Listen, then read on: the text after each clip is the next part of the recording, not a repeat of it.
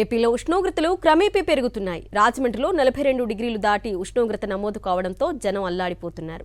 నెల రోజుల ముందుగానే తీవ్రమైన వడగాలులు వీస్తున్నాయి. ఎండల నుంచి ఉపశమనం కోసం పండ్ల రసాలు, కొబ్బరి నీళ్లు తాగి సేద తీరుతున్నారు. వృద్ధులు, చిన్నారులు మరింత ఇబ్బంది పడుతున్నారు. రాజమండ్రిలో ఎండల తీవ్రతపై మరింత సమాచారాన్ని మా ప్రతినిధి రాజు అందిస్తారు. ఎండలు మండిపోతున్నాయి.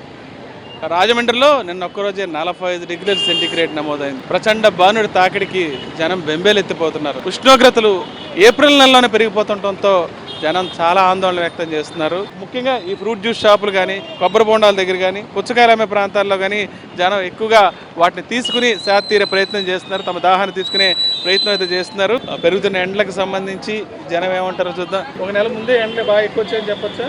గత సంవత్సరం ఎలా ఉండేవి? అప్పుడు కొంచెం తక్కువగా ఉన్నాయి, ఇప్పుడు ఎక్కువగా ఉన్నాయి. మే నెల రాకముందే ఎక్కువ వచ్చేసింది. ఎలా ఉండగలుగుతున్నారు? ఇప్పుడు ఇంట్లో కూడా ఉండే పరిస్థితి లేదు, వడగాల్పులు ఉన్నాయి, చిన్నపిల్లలు, వృద్ధుల పరిస్థితి. ఇంకా ఎండలు ఎక్కువ ఉన్నాయి కదండి, వాళ్ళ ఇంట్లో నుంచి బయటకు రాకపోవడమే మంచిదండి. గతంతో పోలిస్తే ఎండలు బాగా పెరిగిపోయినాయా? బాగానండి. మార్చిలోనే స్టార్ట్ అయిపోయినాయండి. బాగా ఇబ్బంది. ఎండలోకి రాకుండా అత్యవసరం అయితేనే కానీ మాలాంటి వాళ్ళు ఇంట్లోనే ఉండాలండి. ఇప్పుడు హాస్పిటల్ పని మీద వచ్చామండి, లేకపోతే రాము. వడగాల్పులు కూడా ఎక్కువ ఉన్నాయి కదమ్మా. వడగాల్పులు కూడా ఎటు చూసినా సరే ఎండ తీవ్రతతో ఇబ్బందులు తప్పడం లేదని జనం అంతా చెప్తున్నారు. ముఖ్యంగా ఎల్నినో ప్రభావంతో ఈ ఉష్ణోగ్రతలు పెరిగిపోయాయి అంటున్నారు.